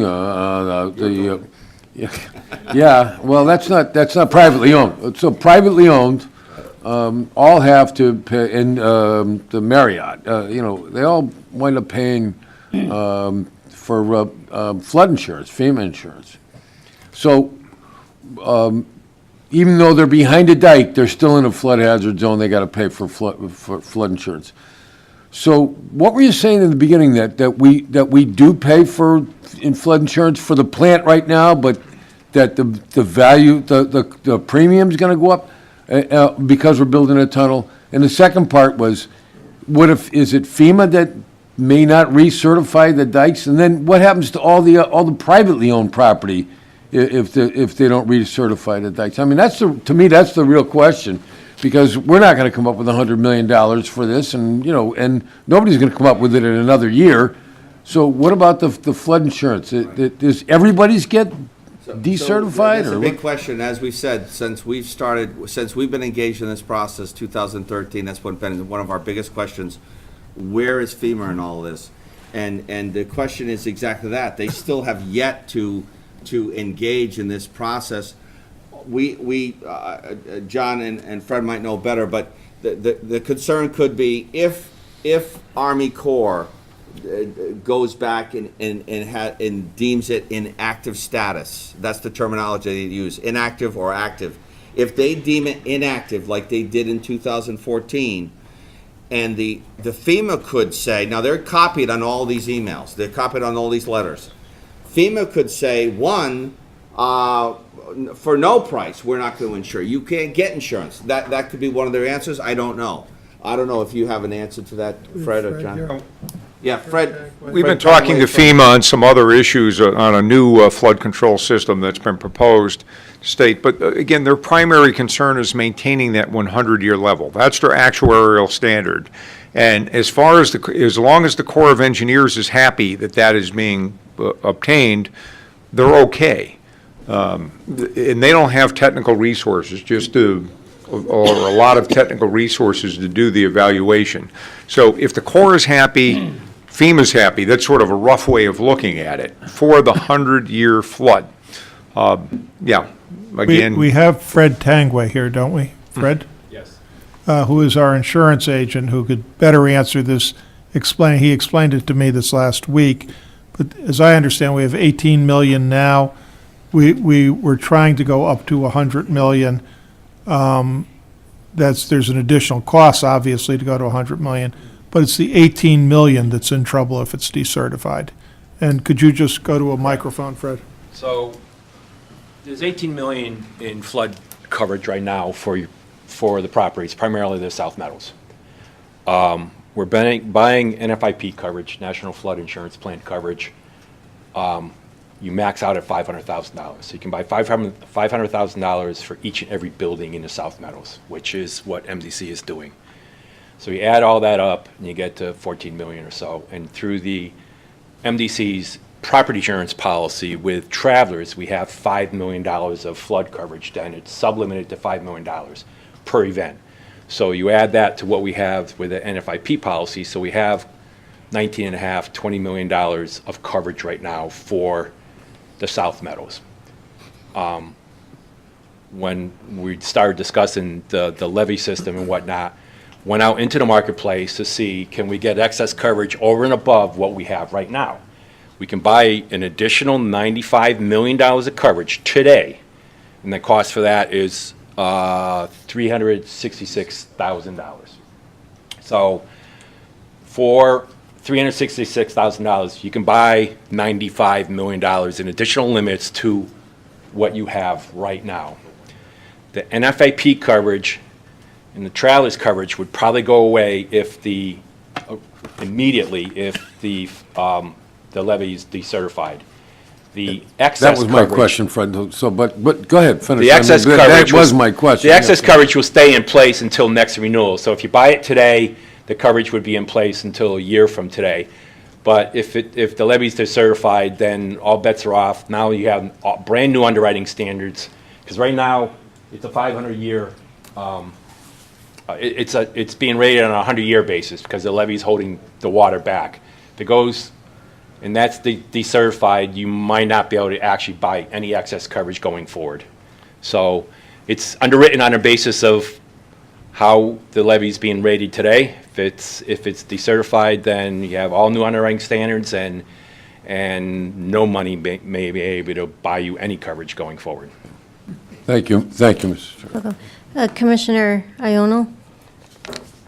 You're gonna have to look, we have to look at this not just Hartford's problem or East Hartford's, it's gotta be the state, it's gotta be federal too. And I'm glad you guys are going to Washington DC, and you're gonna have to keep on doing that because there's so much commerce that runs through 84 and 91 through the city, you can't put it on the city's back. So it's gonna have to be federal at some point. And if we've been giving a lot of corporations, a lot of tax exemptions, and a lot of breaks, UTC, Sikorsky, and everybody else that depends on the river and everything else that flows in. So we have to keep the pressure on the federal government to do this for the city of Hartford and for the surrounding venue, for the surrounding towns. So it isn't just MDC's problem. You're absolutely right. So I think, not only that, I'll be going to city council next week to bring them up on what the Hartford levy is doing and what the problems are, and to make sure that the city of Hartford's Corporation Council and the council itself put some pressure on the delegation to help you guys get the federal money that we need to do this, because as a homeowner in Hartford, I certainly can't afford to pay for this. The most important thing short-term that the city needs to do is they need to comply with what they've submitted to the Army Corps. As Fred and John mentioned, the Army Corps hasn't approved that yet, this interim process, this $11 million. $5 million of it came from DEEP.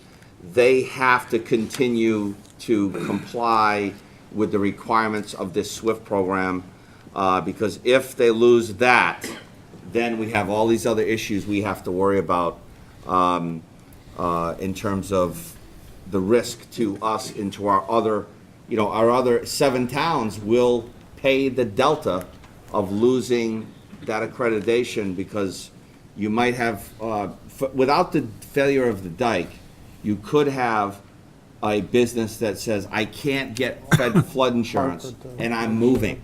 And if I move, taxes aren't being paid to Hartford, and therefore, per calculation of ad valorem, it gets shifted to the other towns.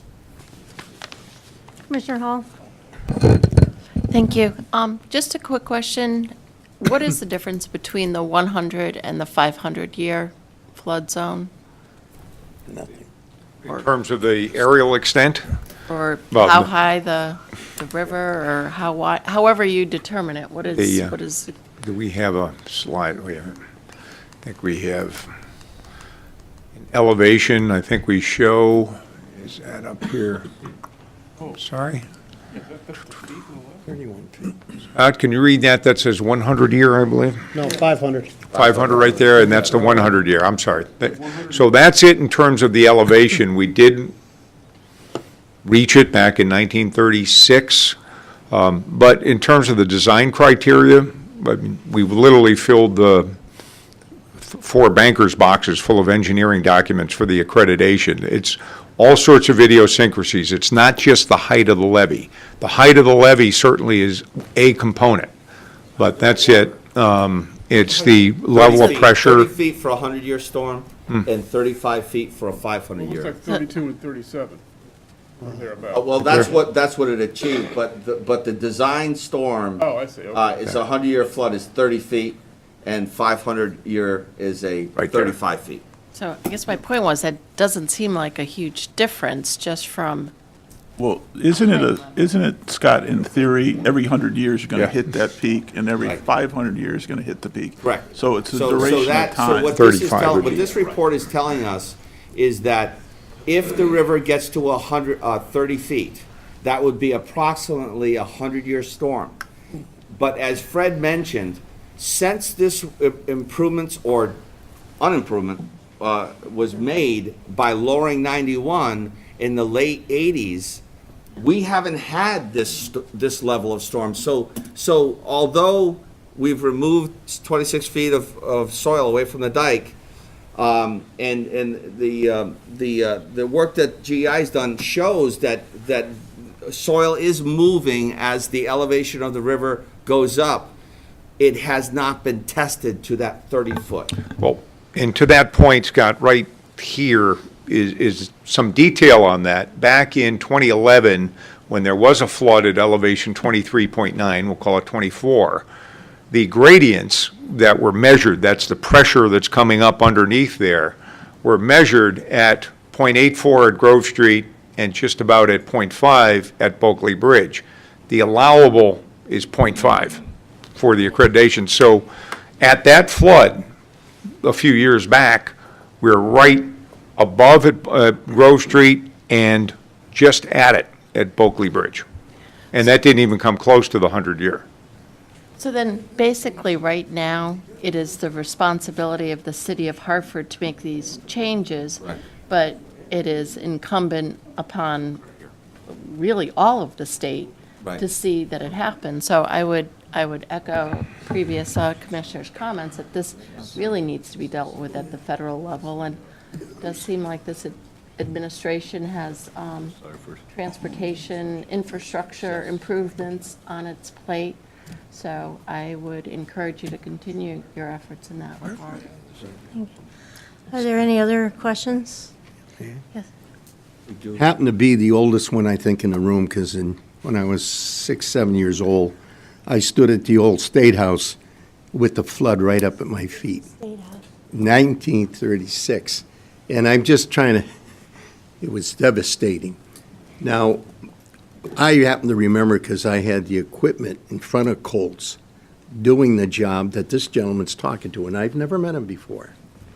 But the state of Connecticut should have the liability here, because the state of Connecticut stopped the Bal-Savin Company from driving those piles. I stood there, and they didn't drive them right. And I think that the state of Connecticut has got to be responsible for everything that I listened to tonight.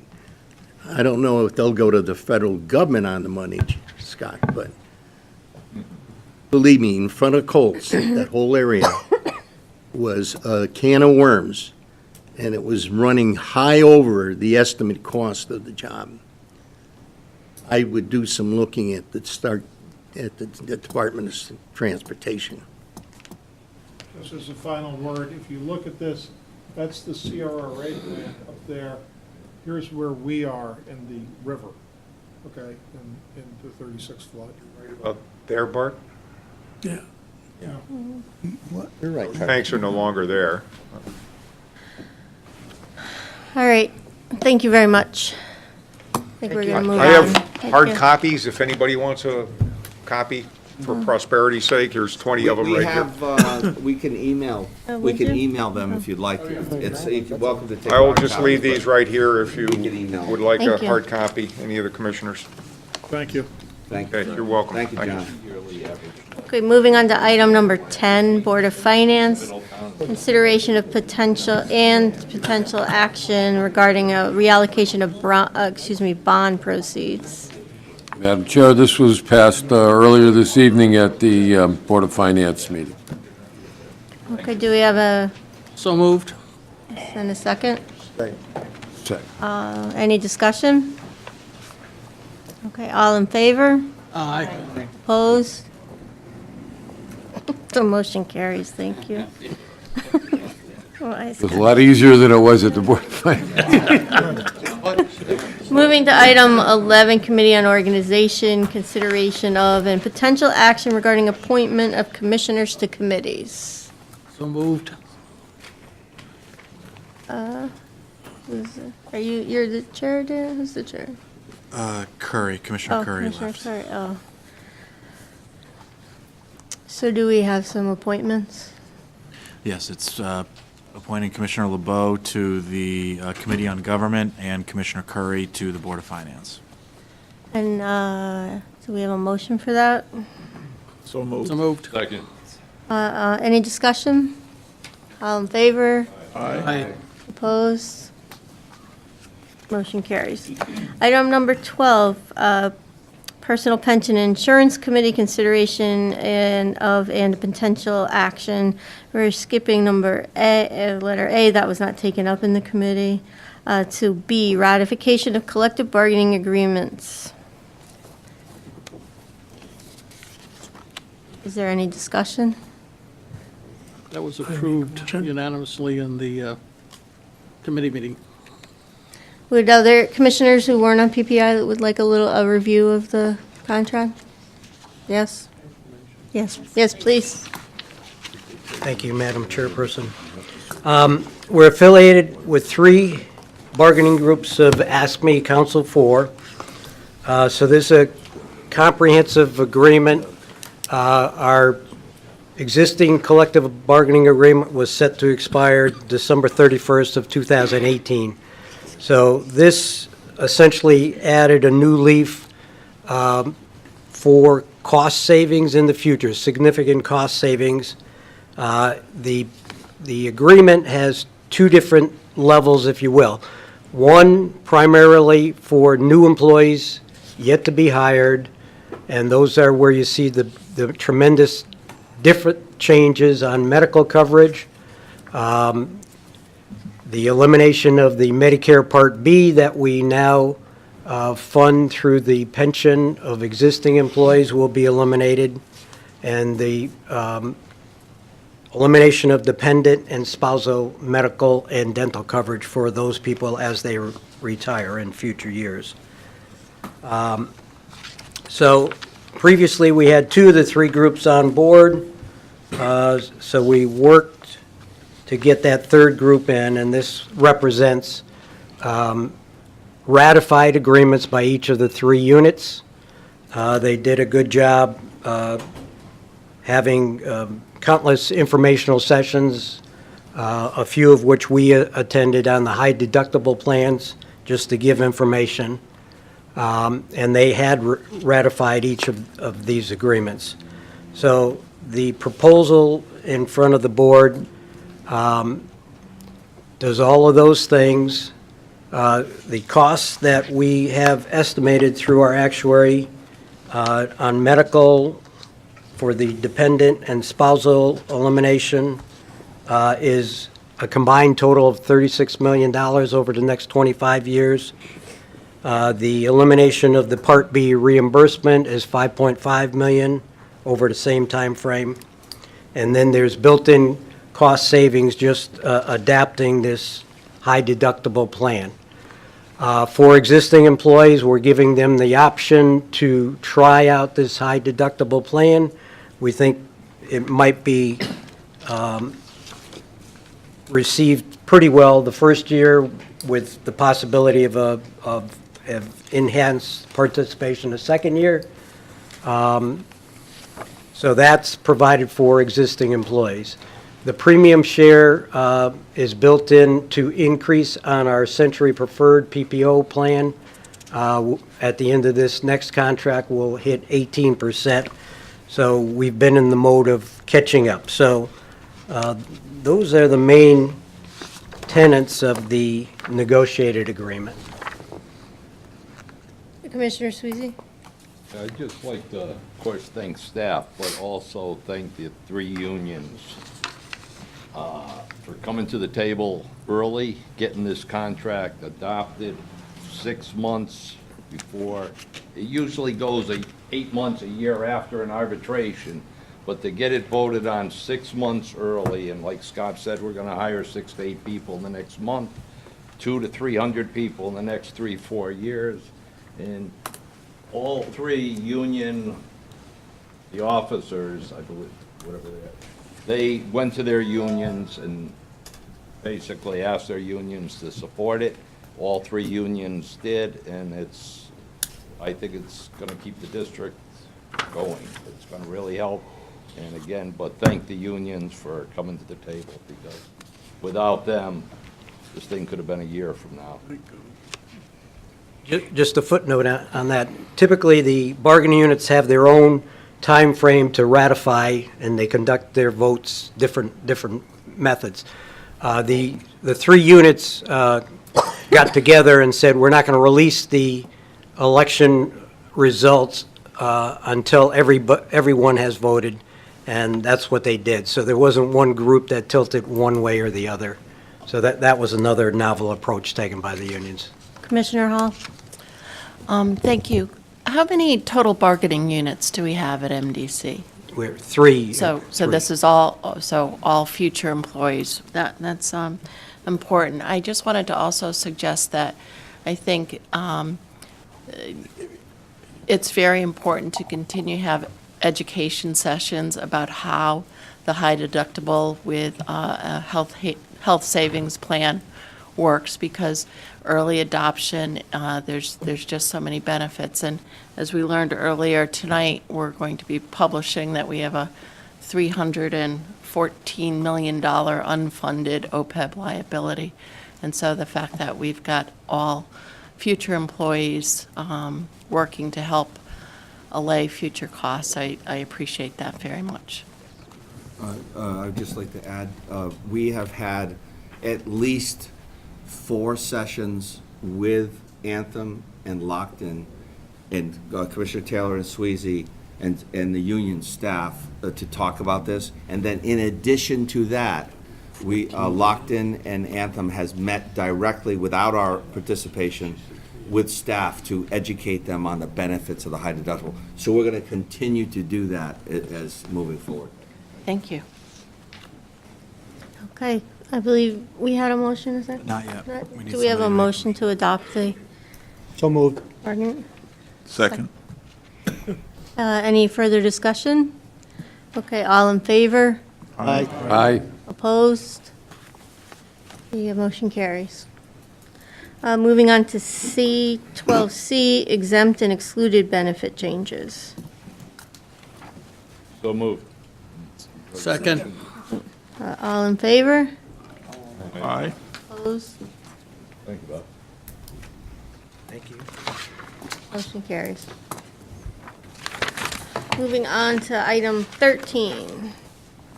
Consideration of and potential action regarding settlement of pending litigation Figueroa versus the MDC. Do we need an executive session? John, do you need one for this? It Pretty straightforward, isn't It it? can be done. If we have questions, we can decide to move in Okay. at that time. This claim relates to a motor vehicle accident. An MDC employee allegedly rear-ended Mr. Figueroa. He received treatment and medical bills in the amount of $5,100. This is scheduled for trial in about 2 weeks. We filed an offer of compromise, which gives the plaintiff the ability to accept that, and if he chooses not to accept it, the offer of compromise was for $12,000. If he chooses not to accept that and then receives a verdict below that amount, he then is responsible for our costs. In response to the offer of compromise, they requested $15,000, and we are recommending settlement of the claim for that amount. If there are any questions, I will try to answer them, and if necessary, we could go into executive session. Just a quick question, was there a traffic violation on anybody's part? I believe there was a warning. On our part. On his part? On our part, yes, sorry. It was our fault. I assumed. Okay. Yes. Any other questions? Does the $15,000 cover part of that 5,000, or did you already pay the 5,000? No, it's everything is 15. 15 is the total. 15, okay, thank you. Any further questions? Do we have a motion? So moved. Second. Any, all in favor? Aye. Aye. Opposed? Motion carries. Thank you. Item number 14, opportunity for general public comments. Yes, sir. If you don't mind stepping over to the microphone.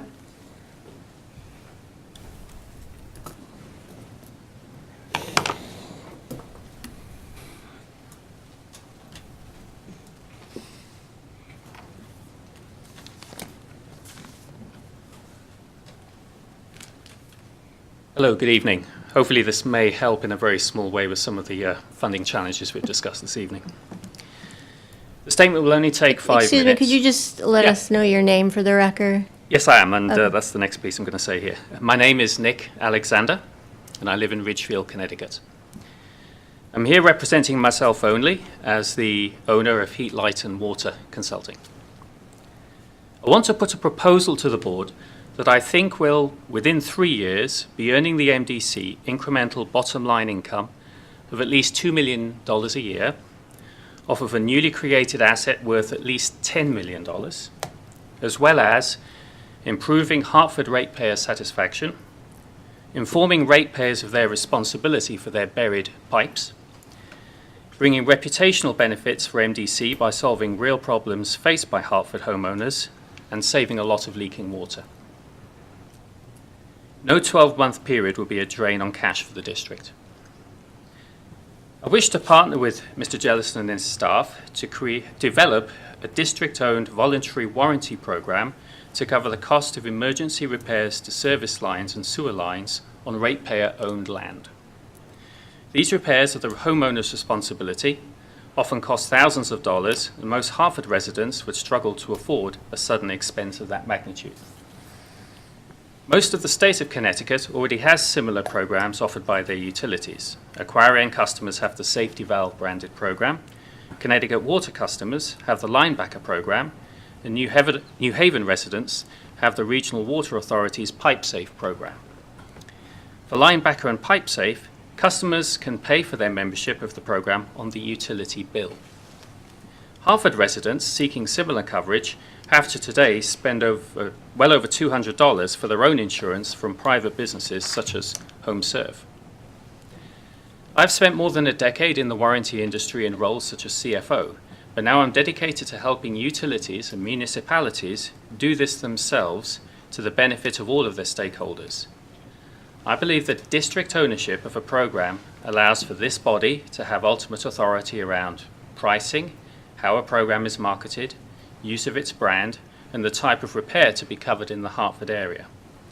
I have comprehensive knowledge of all business processes in these programs, and I'm as passionate about taking care of the customer as I am for bringing financial benefits to the district. As a next step, I request that the board direct myself and MDC staff to return to the July 9th meeting with a more detailed proposal for a program, including timelines and financial projections. I make no charge for my time used to prepare this proposal.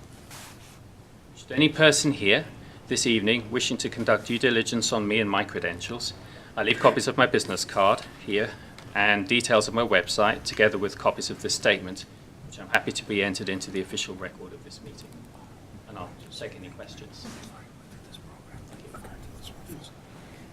Okay, thank you. Any questions from commissioners? Thank you. Yes, Commissioner? Not on Oh, this. okay. All right, thank you for your presentation. We appreciate it. Moving on to item number 15, Commissioner questions and comments. Yes, Commissioner? We talked a lot about flood control, and we have to start with some actions. That some leadership here, with some members from the board, work together to develop a tentative plan how to distribute cost, then create a committee which goes there with consultant and gives them the entire presentation and get them ready, and then go to the different communities as well as different stakeholders, including chambers and people who own the properties, and then start some process of rolling. And that at least we can take the leadership in developing something. And I think our council and our chief operating officer, you are perfectly to lead that. Individually going as a quote-unquote representing MDC versus you will be representing all the stakeholders. So one of the challenges we've had through this whole process has been trying to explain to the public why is the MDC so interested in this topic. And we've explained it tonight, why we're so interested, right? The challenge that we have, we've been, the chairman and I, Bart, we've been to meetings at the city, with the mayor, with the Army Corps, with this very discussion.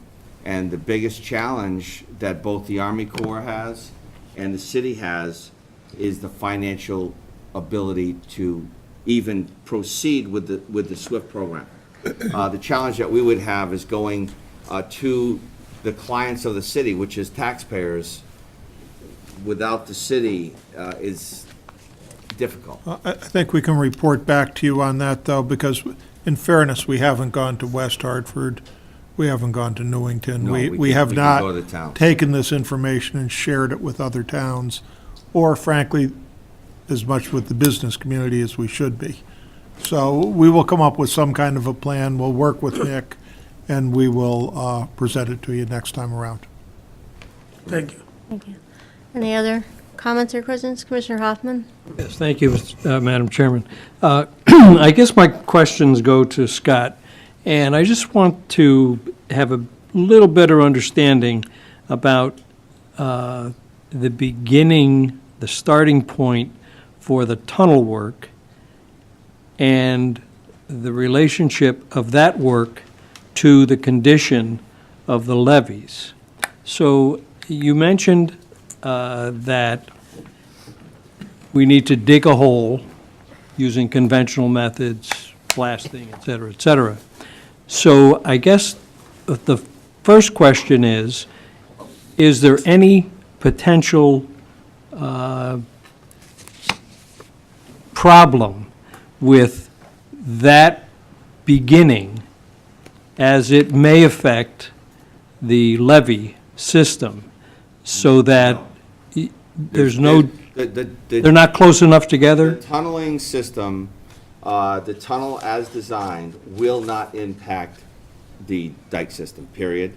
We have monitoring GEI, we're actually, as well as the design engineer, we have people in the field from from AECOM and from GEI that is actually monitoring the dike system, but there's no intended impact whatsoever on building the tunnel as it relates to the dike. It's risk.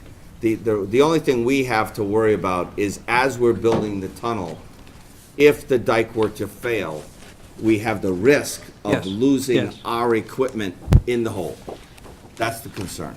And do I also understand correctly that we could start the tunnel digging that Absolutely. entrance hole tomorrow? Yes. Okay. We are. Yeah, okay. Yep, we are. So there's no impact to our construction activity whatsoever.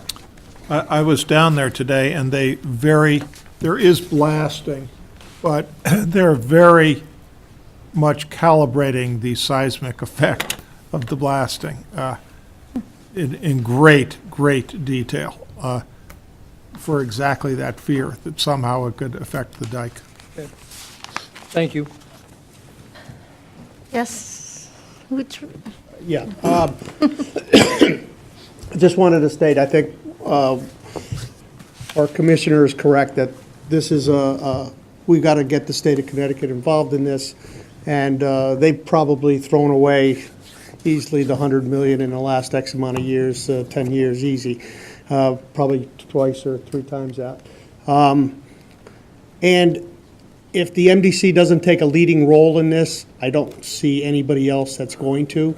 I don't see Hartford, and I don't see the state of Connecticut. And I agree with Commissioner Blue Pen Patel that if we get all the parties together with the state, the towns, and anybody else that this affects, we should be able to raise $100 million and get this thing done. If we don't, we're taking a real gamble here. And so I agree with the commissioners that MDC needs to be the leader on getting to the bottom of this and getting this funded and the project on its way. And I can't understand for the life of me how the state of Connecticut allowed the DOT to lower that highway system so low. I don't understand that. It was unfortunately or fortunately decision made by bishops and regional leaders who created riverfront recapture. The whole lowering was related to providing access to people to go to river. And unfortunately, not many people are going there. I mean, there are, but not as many. And the risk was not clearly assessed, and responsibility was not clearly identified. Any further questions, comments? Sir? Just three. Scott, you were going so fast through your papers, I must have missed.